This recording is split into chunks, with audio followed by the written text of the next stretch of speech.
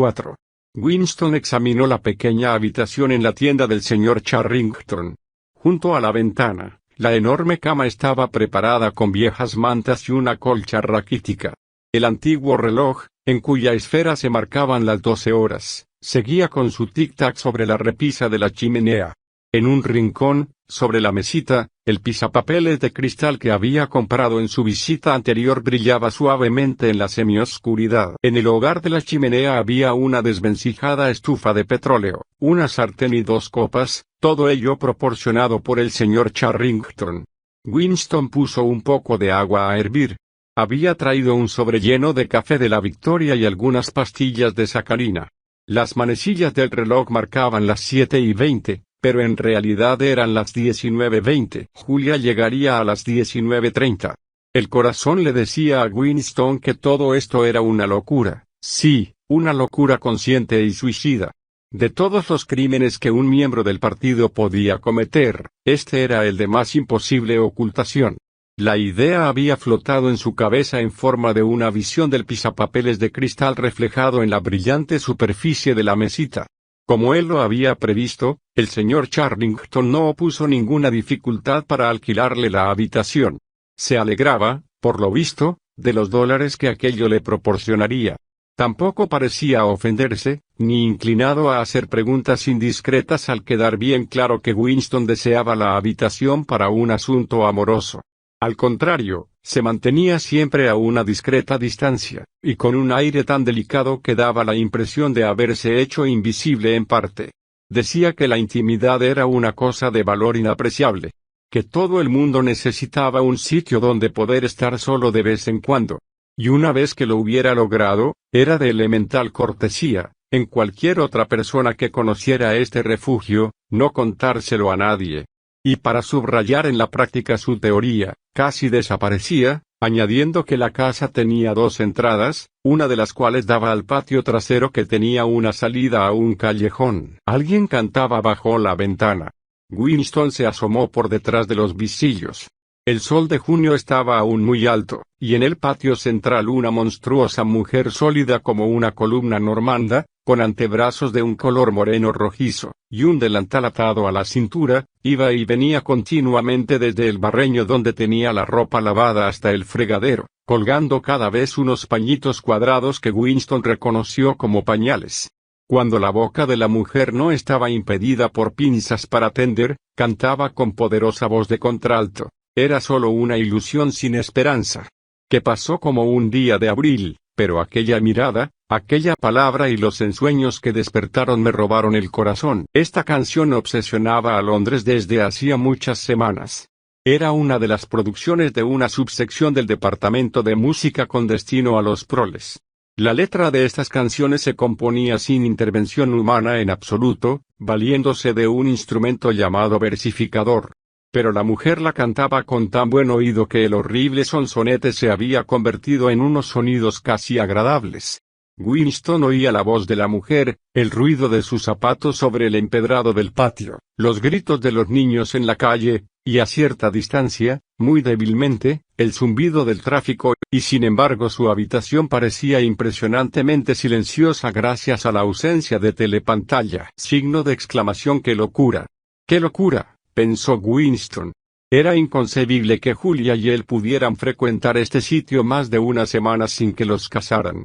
Pero la tentación de disponer de un escondite verdaderamente suyo bajo techo, y en un sitio bastante cercano al lugar de trabajo, había sido demasiado fuerte para él. Durante algún tiempo después de su visita al campanario les había sido por completo imposible arreglar ninguna cita. Las horas de trabajo habían aumentado implacablemente en preparación de la Semana del Odio. Faltaba todavía más de un mes, pero los enormes y complejos preparativos cargaban de trabajo a todos los miembros del partido. Por fin, ambos pudieron tener la misma tarde libre. Estaban ya de acuerdo en volver a verse en el claro del bosque. La tarde anterior se cruzaron en la calle. Como de costumbre, Winston no miró directamente a Julia, y ambos se sumaron a una masa de gente que empujaba en determinada dirección. Winston se fue acercando a ella. Mirándola con el rabillo del ojo notó enseguida que estaba más pálida que de costumbre. Lo de mañana es imposible, murmuró Julia en cuanto creyó prudente poder hablar. ¿Qué? Que mañana no podré ir. La primera reacción de Winston fue de violenta irritación. Durante el mes que la había conocido, la naturaleza de su deseo por ella había cambiado. Al principio había habido muy poca sensualidad real. Su primer encuentro amoroso había sido un acto de voluntad. Pero después de la segunda vez había sido distinto. El olor de su pelo, el sabor de su boca, el tacto de su piel parecían habérsele metido dentro o estar en el aire que lo rodeaba. Se había convertido en una necesidad física, algo que no solamente quería sino sobre lo que a la vez tenía derecho. Cuando ella dijo que no podía venir, había sentido como si lo estafaran. Pero en aquel momento la multitud los aplastó el uno contra el otro, y sus manos se unieron y ella le acarició los dedos de un modo que no despertaba su deseo, sino su afecto. Una honda ternura, que no habría sentido hasta entonces por ella, se apoderó súbitamente de él. Le hubiera gustado en aquel momento llevar ya 10 años casado con Julia. Deseaba intensamente poderse pasear con ella por las calles, pero no como ahora lo hacía, sino abiertamente, sin miedo alguno, hablando trivialidades y comprando los pequeños objetos necesarios para la casa. Deseaba sobre todo vivir con ella en un sitio tranquilo sin sentirse obligado a acostarse cada vez que conseguían reunirse. No fue en aquella ocasión precisamente, sino al día siguiente, cuando se le ocurrió la idea de alquilar la habitación del señor Charrington. Cuando se lo propuso a Julia, ésta aceptó inmediatamente. Ambos sabían que era una locura. Era como si avanzaran a propósito hacia sus tumbas. Mientras la esperaba sentado al borde de la cama, volvió a pensar en los sótanos del Ministerio del Amor. Era notable cómo entraba y salía en la conciencia de todos aquel predestinado horror. Allí estaba, clavado en el futuro, precediendo a la muerte con tanta inevitabilidad como el 99 precede al 100. No se podía evitar, pero quizás se pudiera aplazar. Y sin embargo, de cuando en cuando, por un consciente acto de voluntad se decidía uno a acortar el intervalo, a precipitar la llegada de la tragedia. En este momento sintió Winston unos pasos rápidos en la escalera. Julia irrumpió en la habitación. Llevaba una bolsa de lona oscura, y vasta como la que solía llevar al ministerio. Winston le tendió los brazos, pero ella apartóse nerviosa, en parte porque le estorbaba la bolsa llena de herramientas. Un momento, dijo. Deja que te enseñe lo que traigo. ¿Trajiste ese asqueroso café de la Victoria? Ya me lo figuré.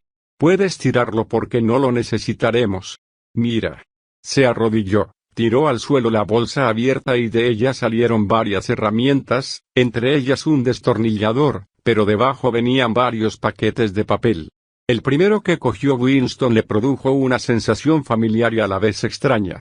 Estaba lleno de algo arenoso, pesado, que cedía donde quiera que se le tocaba. No será azúcar, ¿verdad? Dijo, asombrado. Azúcar de verdad. No sacarina, sino verdadero azúcar. Y aquí tienes un magnífico pan blanco, no esas porquerías que nos dan, y un bote de mermelada. Y aquí tienes un bote de leche condensada. Pero fíjate en esto, estoy orgullosísima de haberlo conseguido. Tuve que envolverlo con tela de saco para que no se conociera, ¿por qué? Pero no necesitaba explicarle por qué lo había envuelto con tanto cuidado. El aroma que despedía aquello llenaba la habitación, un olor exquisito que parecía emanado de su primera infancia, el olor que solo se percibía ya de vez en cuando al pasar por un corredor, y antes de que le cerraran a uno la puerta violentamente, ese olor que se difundía misteriosamente por una calle llena de gente y que desaparecía al instante. Es café, murmuró Winston, café de verdad. Es café del partido interior. 1 kilo, dijo Julia. ¿Cómo te las arreglaste para conseguir todo esto?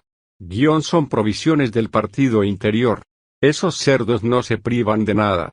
Pero, claro está, los camareros, las criadas y la gente que los rodea cogen cosas de vez en cuando. Y, mira, también te traigo un paquetito de té.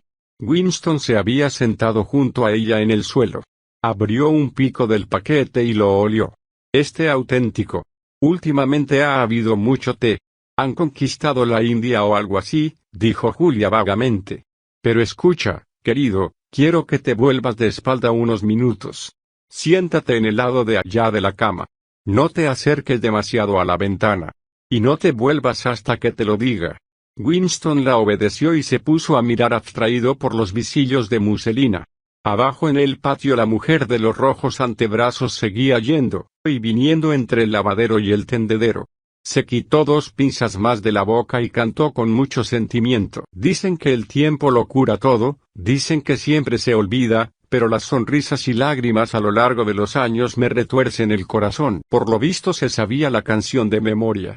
Su voz subía a la habitación en el cálido aire estival, bastante armoniosa y cargada de una especie de feliz melancolía.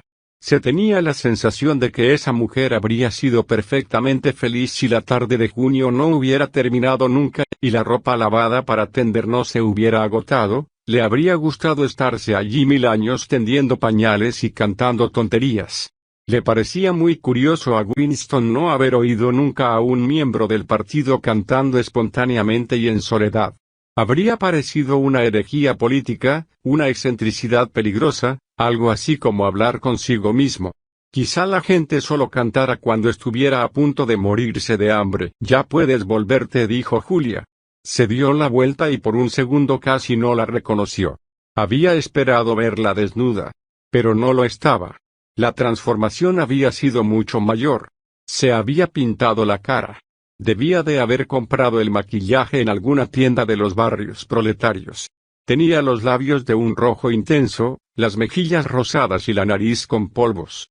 Incluso se había dado un toquecito debajo de los ojos para hacer resaltar su brillantez. No se había pintado muy bien, pero Winston entendía poco de esto. Nunca había visto ni se había atrevido a imaginar a una mujer del partido con cosméticos en la cara. Era sorprendente el cambio tan favorable que había experimentado el rostro de Julia. Con unos cuantos toques de color en los sitios adecuados, no solo estaba mucho más bonita, sino, lo que era más importante, infinitamente más femenina. Su cabello corto y su mono juvenil de chico realzaban aún más este efecto. Al abrazarla sintió Winston un perfume a violetas sintéticas. Recordó entonces la semioscuridad de una cocina en un sótano, y la boca negra cavernosa de una mujer. Era el mismísimo perfume que aquella había usado, pero a Winston no le importaba esto por lo pronto. También perfume, dijo. Sí, querido, también me he puesto perfume. ¿Y sabes lo que voy a hacer ahora? Voy a buscarme en donde sea un verdadero vestido de mujer, y me lo pondré en vez de estos asquerosos pantalones. Llevaré medias de seda y zapatos de tacón alto. Estoy dispuesta a ser en esta habitación una mujer y no una camarada del partido. Se sacaron las ropas y se subieron a la gran cama de caoba. Era la primera vez que él se desnudaba por completo en su presencia. Hasta ahora había tenido demasiada vergüenza de su pálido y delgado cuerpo, con las varices saliéndole en las pantorrillas, y el trozo descolorido justo encima de su tobillo. No había sábanas, pero la manta sobre la que estaban echados estaba gastada y era suave, y el tamaño y lo blando de la cama los tenía asombrados. Seguro que está llena de chinches, pero, ¿qué importa?, dijo Julia. No se veían camas dobles en aquellos tiempos, excepto en las casas de los proles. Winston había dormido en una ocasionalmente en su niñez. Julia no recordaba haber dormido nunca en una. Durmieron después un ratito. Cuando Winston se despertó, el reloj marcaba cerca de las 9 de la noche. No se movieron, porque Julia dormía con la cabeza apoyada en el hueco de su brazo. Casi toda su pintura había pasado a la cara de Winston o a la almohada, pero todavía le quedaba un poco de colorete en las mejillas. Un rayo de sol poniente caía sobre el pie de la cama, y daba sobre la chimenea donde el agua hervía a borbotones. Ya no cantaba la mujer en el patio, pero seguían oyéndose los gritos de los niños en la calle. Julia se despertó, frotándose los ojos, y se incorporó apoyándose en un codo para mirar a la estufa de petróleo. La mitad del agua se ha evaporado, dijo. Voy a levantarme y a preparar más agua en un momento. Tenemos 1 hora. ¿Cuándo cortan las luces en tu casa? A las 23:30. Donde yo vivo apagan a las 23 en punto. Pero hay que entrar antes porque... Fuera de aquí, asquerosa. Julia empezó a retorcerse en la cama, Logró coger un zapato del suelo y lo tiró a un rincón, igual que Winston la había visto arrojar su diccionario a la cara de Goldstein aquella mañana durante los 2 minutos de odio. ¿Qué era eso?, le preguntó Winston, sorprendido. Una rata. La vi asomarse por ahí. Se metió por un boquete que hay en aquella pared. De todos modos le he dado un buen susto. ¿Ratas?, murmuró Winston. ¿Hay ratas en esta habitación? Todo está lleno de ratas, dijo ella en tono indiferente mientras volvía a tumbarse. Las tenemos hasta en la cocina de nuestro hotel. Hay partes de Londres en que se encuentran por todos lados. ¿Sabes que atacan a los niños? Sí, en algunas calles de los proles las mujeres no se atreven a dejar a sus hijos solos ni 2 minutos. Las más peligrosas son las grandes y oscuras. Y lo más horrible es que siempre... No sigas, por favor, dijo Winston, cerrando los ojos con fuerza. Querido, te has puesto palidísimo. ¿Qué te pasa? ¿Te dan asco? Una rata. Lo más horrible del mundo. Ella lo tranquilizó con el calor de su cuerpo. Winston no abrió los ojos durante un buen rato. Le había parecido volver a hallarse de lleno en una pesadilla que se le presentaba con frecuencia. Siempre era poco más o menos igual. Se hallaba frente a un muro tenebroso, y del otro lado de este muro había algo capaz de enloquecer al más valiente. Algo infinitamente espantoso. En el sueño sentíase siempre decepcionado porque sabía perfectamente lo que ocurría detrás del muro de tinieblas. Con un esfuerzo mortal, como si se arrancara un trozo de su cerebro, conseguía siempre despertarse sin llegar a descubrir de qué se trataba concretamente, pero él sabía que era algo relacionado con lo que Julia había estado diciendo, y sobre todo con lo que iba a decirle cuando la interrumpió. Lo siento, dijo, no es nada. Lo que ocurre es que no puedo soportar las ratas. No te preocupes, querido. Aquí no entrarán porque voy a tapar ese agujero con tela de saco antes de que nos vayamos. Y la próxima vez que vengamos traeré un poco de yeso y lo taparemos definitivamente. Ya había olvidado Winston aquellos instantes de pánico. Un poco avergonzado de sí mismo sentóse a la cabecera de la cama. Julia se levantó, se puso el mono e hizo el café. El aroma resultaba tan delicioso y fuerte que tuvieron que cerrar la ventana para no alarmar a la vecindad. Pero mejor aún que el sabor del café era la calidad que le daba el azúcar, una finura sedosa que Winston casi había olvidado después de tantos años de sacarina. Con una mano en un bolsillo, y un pedazo de pan con mermelada en la otra se paseaba Julia por la habitación mirando con indiferencia la estantería de libros, pensando en la mejor manera de arreglar la mesa, dejándose caer en el viejo sillón para ver si era cómodo, y examinando el absurdo reloj de las 12 horas con aire divertido y tolerante. Cogió el pisapapeles de cristal y se lo llevó a la cama, donde se sentó para examinarlo con tranquilidad. Winston se lo quitó de las manos, fascinado, como siempre, por el aspecto suave, resbaloso, de agua de lluvia que tenía aquel cristal. ¿Qué crees tú que será esto?, dijo Julia. No creo que sea nada particular. Es decir, no creo que haya servido nunca para nada concreto. Eso es lo que me gusta precisamente de este objeto. Es un pedacito de historia que se han olvidado de cambiar, un mensaje que nos llega de hace un siglo, y que nos diría muchas cosas si supiéramos leerlo. ¿Y aquel cuadro?, señaló Julia, ¿también tendrá 100 años? Más, seguramente 200. Es imposible saberlo con seguridad. En realidad hoy no se sabe la edad de nada. Julia se acercó a la pared de enfrente para examinar con detenimiento el grabado. Dijo: ¿qué sitio es este? Estoy segura de haber estado aquí alguna vez. Es una iglesia o, por lo menos, solía serlo. Se llamaba San Clemente. La incompleta canción que el señor Charrington le había enseñado volvió a sonar en la cabeza de Winston, que murmuró con nostalgia: naranjas y limones, dicen las campanas de San Clemente. Y se quedó estupefacto al oír a Julia continuar. Me debes 3 peniques, dicen las campanas de San Martín. ¿Cuándo me pagarás? Dicen las campanas de Old Bailey. No puedo recordar cómo sigue, pero sé que termina así. Aquí tienes una vela para alumbrarte cuando te acuestes. Aquí tienes un hacha para cortarte la cabeza. Era como las 2 mitades de una contraseña. Pero tenía que haber otro verso después de las campanas de Old Bailey. Quizá el señor Charrington acabaría acordándose de este final. ¿Quién te lo enseñó?, dijo Winston.